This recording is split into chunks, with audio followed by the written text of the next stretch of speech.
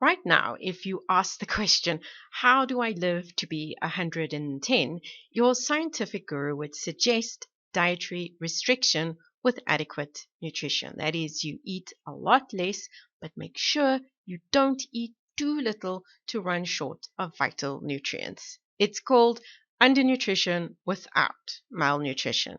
Scientists know it extends lifespan and improves health span in animals ranging from yeast to mammals. And they think it will work in humans too. The trouble is, well, it's pretty hard to sell. So scientists are always looking for ways to get the benefits without the starve. All sorts of things have been tried, and many of them work.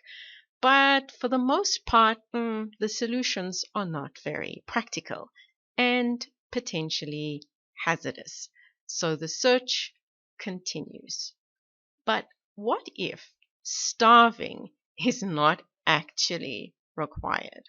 A team of American researchers put a cat among the pigeons nearly 20 years ago when they found that they could get the same benefits without starving, pill popping, or any other fancy technology. That is, anyone can do it, and everyone should do it as much as possible. Join us for this episode of Better Body Chemistry TV as we explore the longevity tool of the century. Better Body Chemistry TV is brought to you by Dr. Sandy, a scientist turned gremlin buster, helping you battle sugar gremlins, hair lumps, and other health horribles through better body chemistry. Remember, small things can make a big difference to your health. Now, the reason that undernutrition works is it limits the formation of oxidants. The key word here is limits. Oxidants are part and parcel of biology, so they cannot be stopped, just constrained. Now, most attempts at limiting them focus on what is going on inside the body, but not all oxidants are generated by our metabolism. Some arrive via dinner, and it was these oxidants that our team decided to take aim at. Now, the official name for these oxidants are advanced glycation end products, or AGEs for short. They are part and parcel of food. They give food its flavor. You'd be forgiven for thinking Mother Nature was out to get us, but before you throw your hands up in despair, AGEs are not a problem under ordinary circumstances. We've got a pretty sophisticated defense system which is quite capable of processing and removing them. So most of the AGEs that we consume actually end up in Never Land. That is, they don't get absorbed. The few that are absorbed are handled, either by enzymes in charge of these things or by the kidney, who's quite happy to expel them. But defense systems can be overwhelmed. It turns out cooking food amplifies age levels, making cooked food delicious, and everybody, from rats to humans, prefer cooked food over raw food.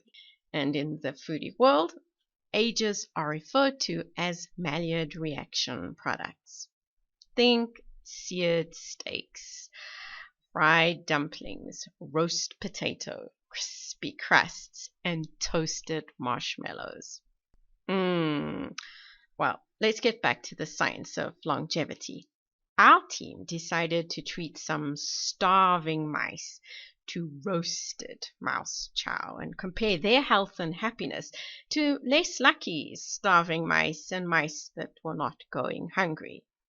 All three groups of mice were fed NIH 31 food, but for the mice enjoying gourmet mouse chow, theirs was roasted in an oven for 15 minutes at 120 degrees. This increased the dietary AGEs significantly. In our study, the not going hungry mice ate ad libitum. That is, they could eat until they were satisfied. The two groups of starving mice received 40% less calories than normal. The mice enjoying the gourmet treats had the highest amounts of dietary ages. So what happened? Well, the calorie-restricted mice were significantly thinner. No surprises here. When you eat less food, less calories are stored. But ouch! Our starving mice eating roasted food were marginally fatter than their counterparts. But they were healthy, right? Well, actually, they did not live long and prosper. The ordinary calorie-restricted mice did live the longest, as expected. But when the calorie-restricted mice ate the exact same amount of food, with a few extra ages added, thanks to the cooking technique, they lost their survival advantage. Aish. They lived their whole lives hungry and died a week or two earlier. Not fair. The extra ages in their diet caused higher levels of ages in their blood, and this resulted in higher tissue levels of ages too, and probably was the reason for their earlier demise. So it looks like less food in means less ages in, and less ages in is actually the survival advantage. That is, it's not about less food per se.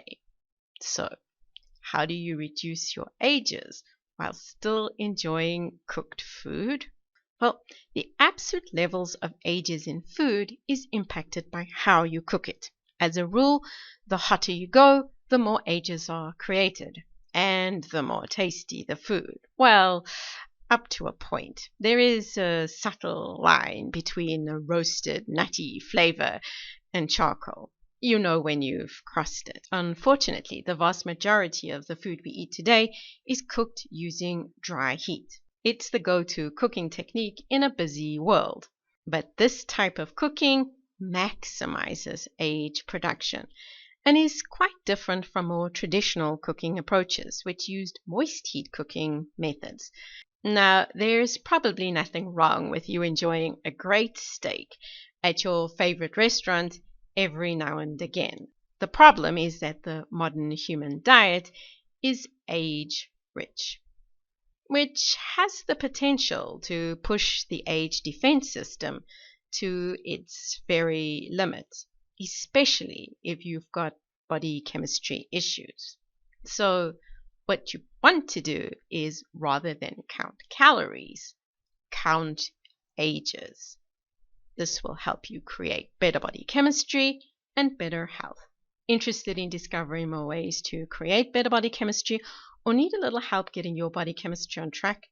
Visit our website at www.betterbodychemistry.com. Browse our library, enroll in one of our courses or programs. The advice is simple to follow and based on real science, not hype. I know someone who wants to live forever but likes their food? Share this video with them so that they know one of the secrets to longevity is to cook slow. And if this is your first time here, be sure to subscribe to our channel so you catch future episodes of Better Body Chemistry TV. Thank you so much for watching, and I'll see you next time. Remember, small things can make a big difference